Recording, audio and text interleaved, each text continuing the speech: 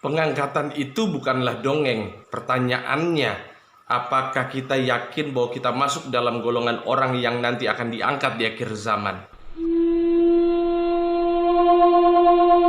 Shalom saudaraku yang terkasih dalam Tuhan. Kembali lagi bersama saya Pastor Gary Tengker dalam katekisasi online. Dan hari ini saya akan membahas tentang rapture atau pengangkatan. Jangan lupa subscribe dan like ya. Saudara harus tahu bahwa namanya akhir zamannya orang Kristen beda dengan kepercayaan daripada agama yang lain. Kenapa? Karena kalau mungkin di agama yang lain itu percaya begitu hari kiamat, nanti semua bumi akan hancur pada satu hari yang sama. Sedangkan orang Kristen tidak seperti itu. Bahwa orang Kristen percaya bahwa akhir zaman itu terdiri dari beberapa masa. Dan akhir zaman ada satu momen yang paling penting bagi orang Kristen, yaitu tentang pengangkatan.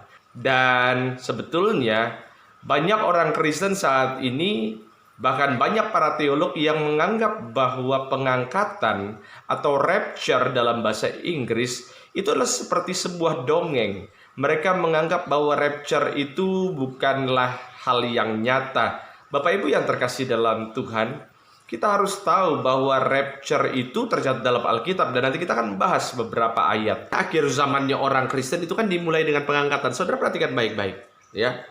Tentu saja ada banyak perbedaan pendapat antara para teolog, tapi ini yang saya percaya sesuai dengan apa yang saya tafsirkan, bahwa nanti di akhir zaman orang Kristen ini akan mengalami pengangkatan, saudara. Begitu sudah diangkat, kita akan diam selama 7 tahun. Sedangkan yang tidak diangkat di sini di bumi, mereka akan mengalami masa penyiksaan selama 3,5 tahun kali 2. Bahasa gampangnya 7 tahun. Kalau saudara sampai tidak diangkat, maka akan mengalami penyiksaan. Dan penyiksaannya begitu parah. Sampai-sampai Alkitab berkata, ada orang yang mencari maut, tapi maut tidak mau datang menghampirinya. Itu artinya mungkin ada orang yang coba bunuh diri lompat dari lantai 10 sampai ke bawah. Dia mungkin udah frustasi karena disiksa. Dia frustasi, dia mau coba bunuh diri. Begitu dia coba bunuh diri, lompat dari lantai 10, jatuh ke bawah, nggak mati. Kenapa? Karena memang harus tetap melewati masa penyiksaan itu. Tapi saudara nggak usah takut, nggak usah khawatir. Karena saya percaya kalau kita hidup benar dalam Kristus, iman kita bertumbuh, maka kita masuk dalam bilangan orang-orang yang mengalami pengangkatan. Amin. Dan siapa yang tidak diangkat, saudara? Bisa jadi Anda dan saya. Ya, termasuk saya bisa ada kemungkinan, saudara. Kenapa? Karena saya melihat juga ada banyak orang-orang yang dulunya dipakai Tuhan luar biasa, pada akhirnya murtad juga. Dia khotbah menyala-nyala, murtad juga. Tapi ada orang yang dulunya bajingan, orang-orang yang dulunya kasar, tapi pada akhirnya dia dipakai Tuhan luar biasa. Artinya apa? Tidak ada yang pasti dalam dunia ini. Tapi kalau kita mau jaga iman kita, maka kita akan mengalami pengangkatan. Itu sebabnya saudara, hidup dalam kekudusan butuh perjuangan. Saudara terserah, bebas teologi apapun yang saudara anut, tapi kita harus setuju bahwa orang Kristen harus hidup dalam kekudusan. Itu tidak bisa ditawar, saudara. Ya. Tapi sebelumnya, saudara, saya nggak mau kita punya salah arti dulu tentang rapture atau pengangkatan. Rapture itu kalau dalam bahasa Inggris, saudara boleh cek di Google Translate. Yang namanya rapture itu ada berapa arti. Dan ini artinya, saudara coba perhatikan, ya, bahwa rapture itu bisa diartikan sebagai kegirangan, sebuah kebahagiaan, keriaan, antusias. Dan dia memang juga diartikan sebagai pengangkatan. Jadi inti utamanya sebetulnya adalah ketika kita berbicara mengenai rapture atau pengangkatan, maka setelah mendapat pengajaran ini harusnya hati kita penuh dengan sukacita, bukan penuh dengan ketakutan. Makanya kalau kita belajar tentang akhir zaman lalu hati kita penuh dengan ketakutan, maka sebetulnya ada yang salah dengan cara kita menangkap pesan. Saya ketika belajar tentang akhir zaman ini, saudara, memang jujur awalnya penuh dengan ketakutan, karena setelah belajar ada banyak peristiwa-peristiwa di akhir zaman menurut Alkitab yang sangat dramatis, yang sangat menakutkan. Tapi sebetulnya semakin saya belajar, semakin saya paham bahwa akhir zaman bagi kita orang-orang percaya adalah sebuah peristiwa yang sangat luar biasa, yaitu peristiwa di mana kita akan berjumpa dengan kekasih hati kita, yaitu Tuhan Yesus Kristus yang akan menjemput kita di awan-awan kemuliaan-Nya. Yang percaya katakan amin. Nah, itu sebabnya saudara, coba kita buka dalam ayat Alkitab apa yang dimaksud dengan pengangkatan. Dalam 1 Tesalonika pasalnya yang keempat, mulai dulu dari ayatnya yang ke-13. 1 Tesalonika 4 ayatnya yang ke-13 dikatakan perikopnya kedatangan Tuhan. Selanjutnya kami tidak mau saudara-saudara bahwa kamu tidak mengetahui tentang mereka yang meninggal, supaya kamu jangan berduka cita seperti orang-orang lain yang tidak mempunyai pengharapan. Ayat 14. Karena jikalau kita percaya bahwa Yesus telah mati dan telah bangkit, maka kita percaya juga bahwa mereka yang telah meninggal dalam Yesus akan dikumpulkan Allah bersama-sama dengan Dia. Ini kami katakan kepadamu dengan firman Tuhan, kita yang hidup, saudara perhatikan, kita yang hidup, yang masih tinggal sampai kedatangan Tuhan, sekali-kali tidak akan mendahului mereka yang telah meninggal. Maksudnya apa, saudara? Nanti seandainya, ya, malam nanti tiba-tiba Tuhan Yesus datang dan kita masih hidup, kita ini saudara akan menyambut Tuhan Yesus dan kita tidak akan mendahului orang-orang yang meninggal. Kenapa? Coba perhatikan ayat 16. Sebab pada waktu tanda diberi, yaitu pada waktu penghulu malaikat berseru dan sangkakala Allah berbunyi, maka Tuhan sendiri akan turun dari sorga dan mereka yang mati dalam Kristus akan lebih dahulu bangkit. Sesudah itu kita yang hidup, yang masih tinggal, akan diangkat bersama-sama dengan mereka dalam awan menyongsong Tuhan di angkasa. Demikianlah kita akan selama-lamanya bersama-sama dengan Tuhan. Ayat 18, perhatikan baik-baik. Karena itu hiburkanlah seorang akan yang lain dengan perkataan-perkataan ini. Jadi perkataan-perkataan ini tujuannya dikabarkan justru untuk menghibur orang-orang banyak. Jadi inti berbicara mengenai kedatangan Tuhan Yesus kedua kali, inti daripada akhir zaman bukan untuk buat orang jadi takut, bukan buat orang menjadi panik, tapi inti daripada berita akhir zaman kedatangan Tuhan Yesus justru adalah berita penghiburan. Nah, saudara kalau perhatikan di ayat yang ke-16 dan 17, saudara perhatikan baik-baik, sebetulnya ketika Tuhan Yesus menjemput kita ada dua peristiwa di situ.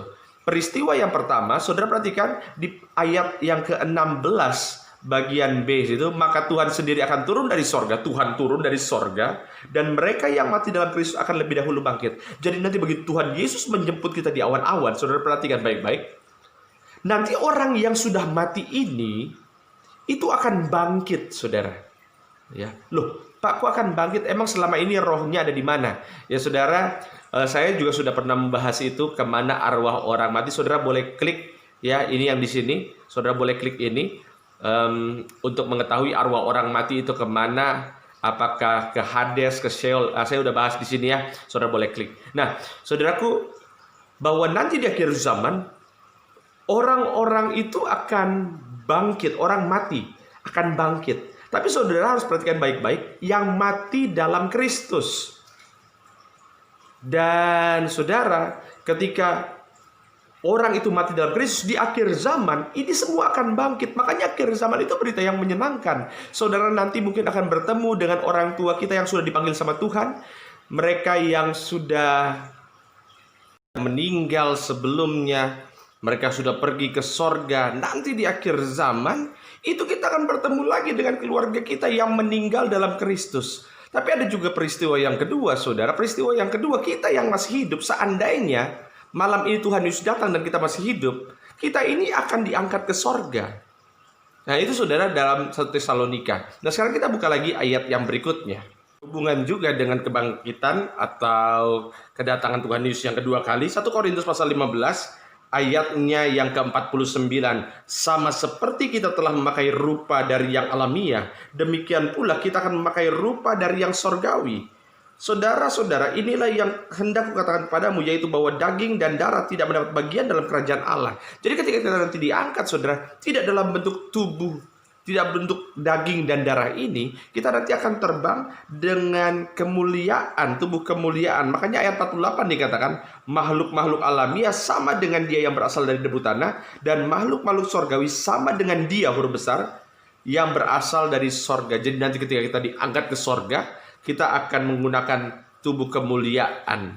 Tentu saja memang konsep pengangkatan ini ditolak oleh banyak teolog. Mereka mengatakan itu dongeng. Ya, mereka mengatakan bahwa tidak ada yang namanya pengangkatan. Nanti kita ke sorga, ya sudah ke sorga. Tapi sebetulnya saudara, konsep pengangkatan ini sebetulnya juga berasal dari apa yang Yesus katakan. Kalau kita adalah orang Kristen, maka sebetulnya panduan kita dalam berteolog, panduan kita dalam beriman harus kembali kepada apa kata Alkitab. Nah, sekarang coba kita lihat Matius pasal yang ke-24, ya, ayatnya yang ke-37 dikatakan demikian.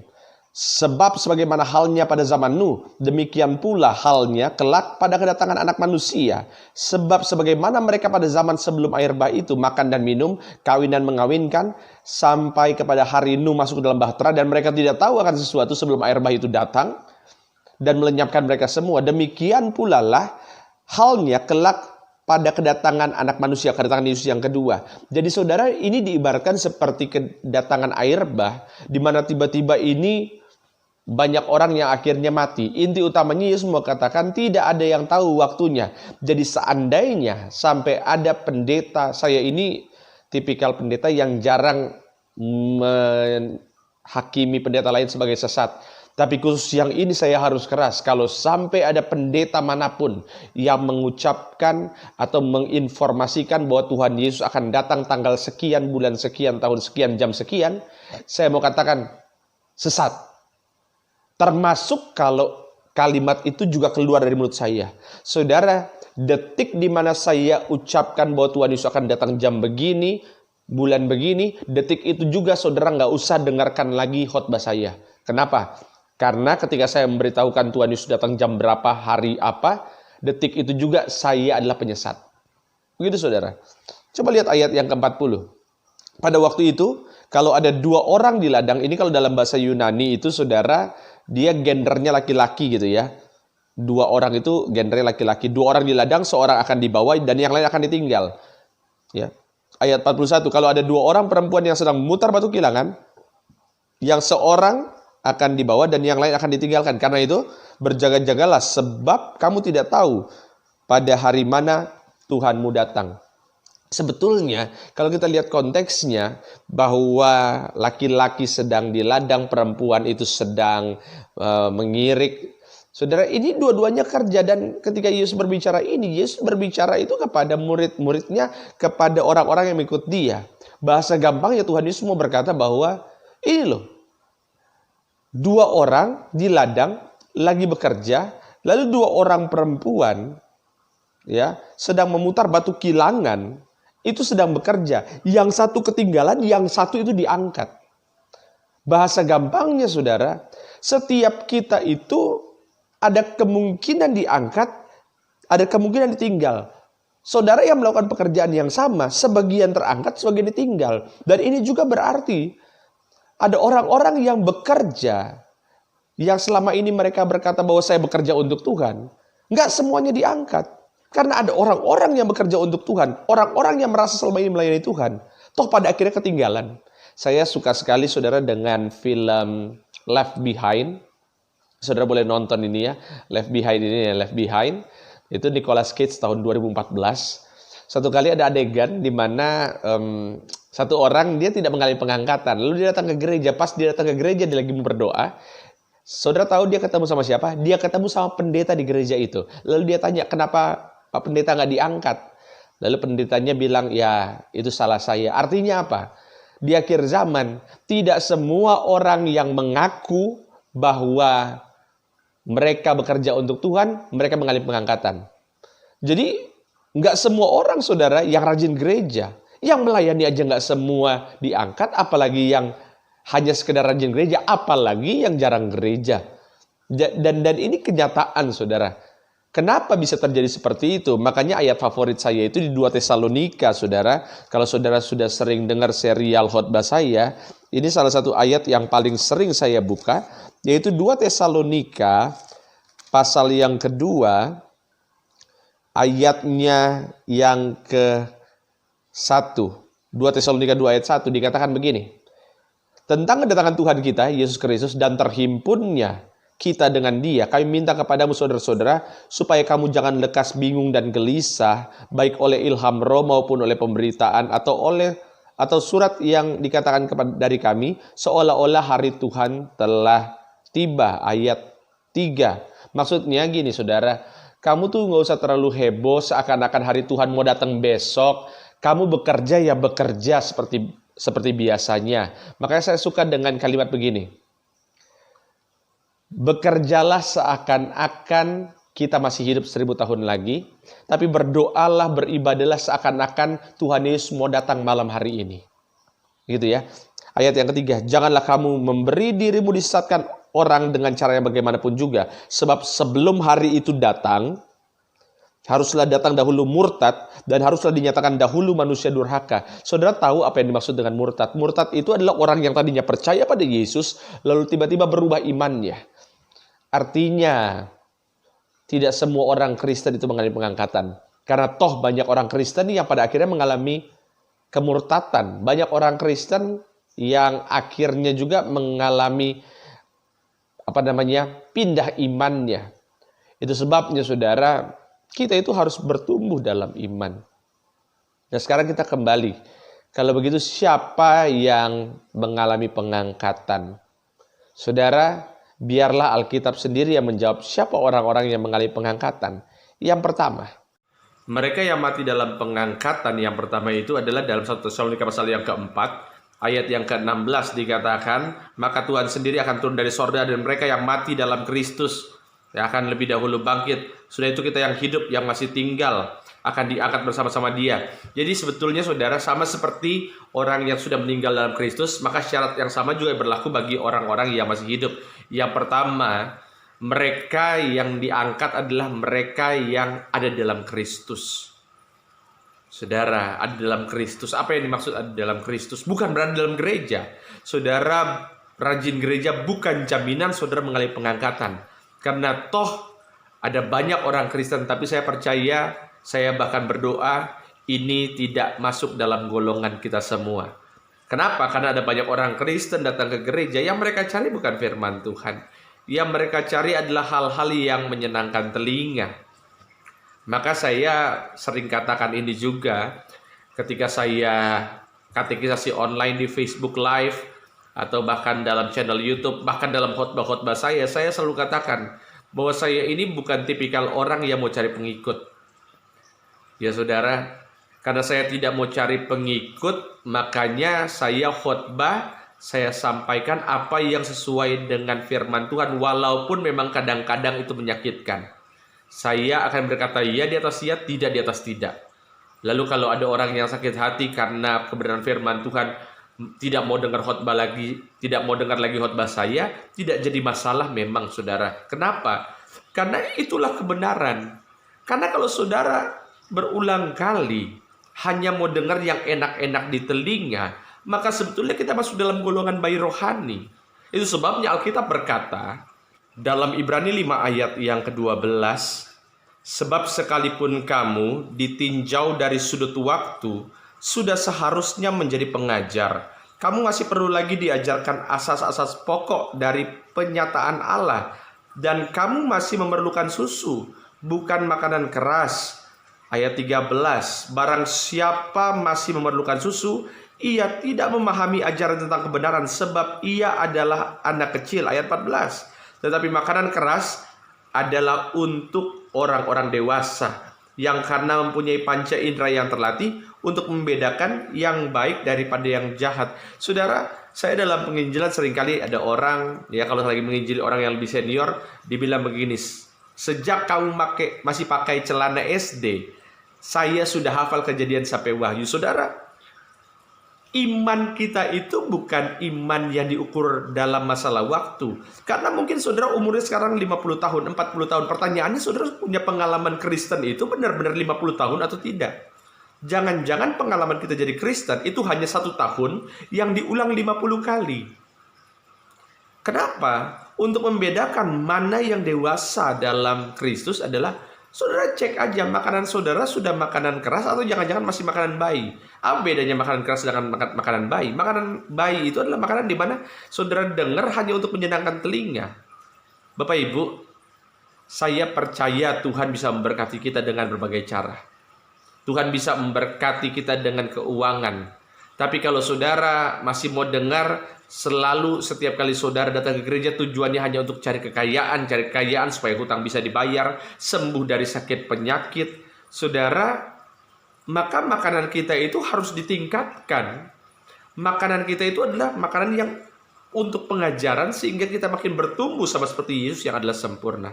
Jadi yang pertama, siapa yang mengalami pengangkatan adalah orang yang ada dalam Kristus, yang imannya tidak akan goyah.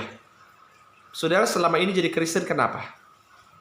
Karena jangan-jangan ada beberapa orang jadi Kristen sebetulnya juga karena warisan. Karena bapaknya Kristen, lalu dia jadi Kristen. Atau mungkin ada yang jadi Kristen karena mau menikah sama orang Kristen jadi Kristen. Saudara, jadi Kristen itu kita teladani hidup Yesus, kita berakar dalam Yesus, iman kita bertumbuh. Itu yang pertama, saudara. Yang kedua itu ada dalam 2 Tesalonika pasal yang kedua, ayatnya yang ke-7. Janganlah kamu memberi dirimu disesatkan orang dengan cara yang bagaimanapun juga, sebab sebelum hari itu haruslah datang dahulu murtad, dan haruslah dinyatakan dahulu manusia durhaka yang harus binasa. Jadi yang kedua, saudara, di sini dijelaskan bahwa mereka nanti di akhir zaman akan ada banyak yang murtad. Tapi siapa yang diangkat? Saya percaya kita yang diangkat adalah kita yang tidak murtad, kita yang tidak durhaka. Saudara tahu arti murtad dan durhaka? Mereka tadinya Kristen tapi pindah. Pertanyaannya, kenapa mereka pindah? Saya pelajari orang-orang yang imannya beralih dari Yesus.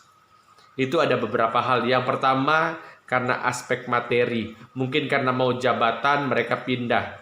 Mungkin karena mereka mau menikah, dapat wanita, dapat laki-laki, mereka pindah agama. Jadi yang pertama masalah materi. Yang kedua, kenapa mereka beralih dari imannya? Karena memang mereka tidak memiliki pemahaman yang benar tentang Alkitab. Itu saudara. Tapi sebetulnya durhaka atau murtad itu bukan hanya dari Kristen kemudian beralih. Yang saya sebut sebagai orang-orang murtad atau durhaka adalah mereka mungkin tetap jadi Kristen, tapi sebetulnya mereka itu tidak percaya pada Yesus. Mereka itu sebetulnya hidupnya tidak meneladani Yesus.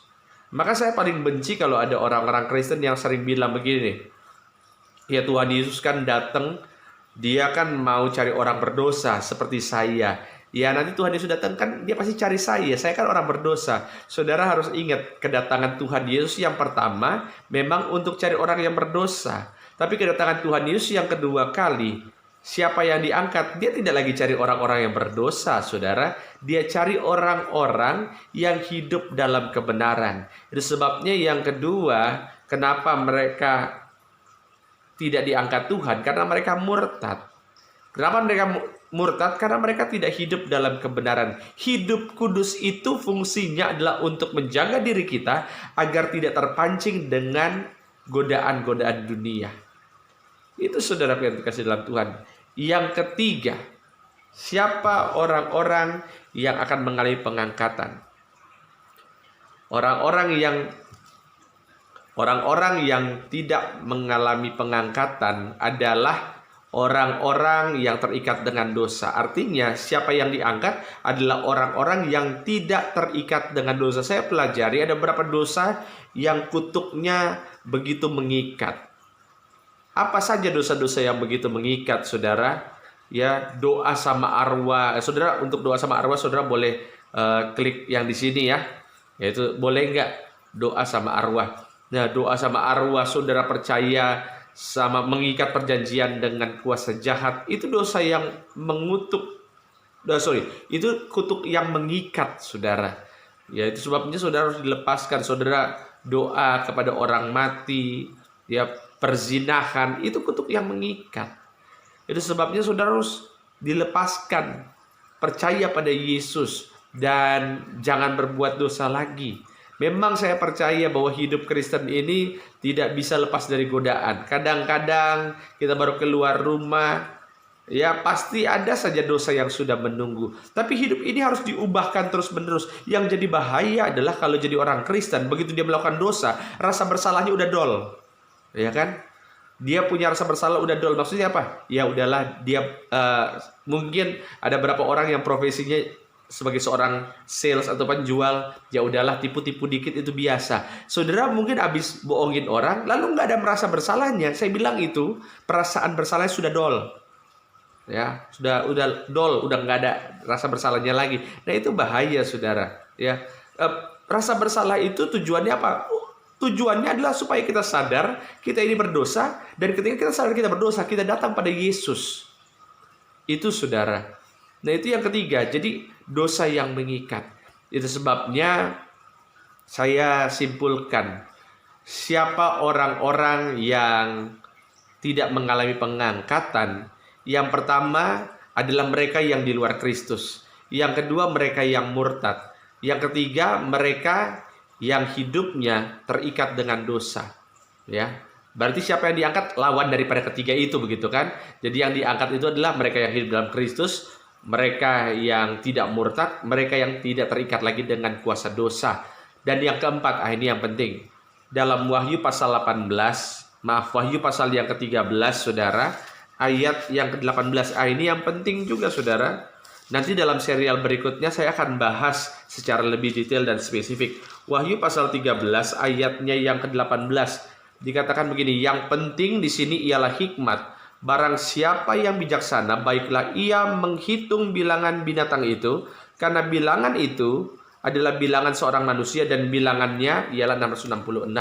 Saudara, saya dari awal katakan bahwa tanda di dahi 666 itu bukan berarti nanti ada chip di sini, bukan lagi ada tato di sini di tangan, bukan itu, saudara. Saya sudah pernah jelaskan itu, bahwa mereka justru yang ada tanda 66 di dahi itu adalah mereka yang cara hidup, cara berpikir, polanya, pola bekerjanya semuanya sudah terikat dengan si antikris itu. Ya, dan saudara, dalam 2 Tesalonika pasal yang kedua, ayat yang ke-7, ayat yang ke-8, antikris ini kan bekerjanya diam-diam secara rahasia. Artinya apa? Ada banyak orang-orang yang tanpa disadari sudah terikat dengan kuasa antikris. Dan mereka yang tidak mengalami pengangkatan adalah mereka yang ada tanda 666. Dan tanda 666 itu bukan berbicara mengenai chip, tapi mereka yang pola kerjanya sudah mengikuti gaya antikris. Mereka yang pola kerjanya bukan lagi untuk Tuhan, tapi untuk kesenangan dirinya, untuk mamon. Mereka mau mengejar uang, apapun harganya, mereka lakukan. Nah itulah tipikal orang yang tidak mengalami pengangkatan, saudaraku yang terkasih dalam Tuhan. Jadi saya simpulkan begini. Nanti peristiwa akhir zaman orang Kristen akan dimulai dengan sebuah peristiwa pengangkatan. Ya, begitu kita diangkat, saudara, bukan hanya kita yang masih hidup, tapi yang mati pun nanti akan bangkit, akan mengalami pengangkatan. Tuhan Yesus menunggu di awan-awan, kita diangkat ke sorga. Begitu kita diangkat ke sorga, nanti suatu saat kita akan turun lagi untuk perang Harmagedon. Tapi saudara, kenapa kita harus diangkat? Karena begini, karena kalau tidak diangkat, kita akan mengalami penyiksaan. Ya tentu saja banyak teolog berbeda pendapat tentang masalah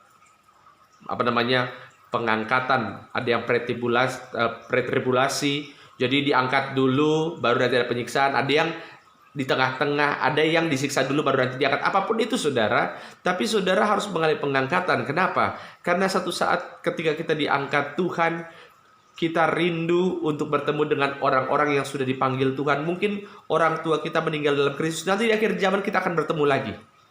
Ya. Dan yang kedua tentu saja kita rindu untuk bertemu dengan kekasih jiwa kita.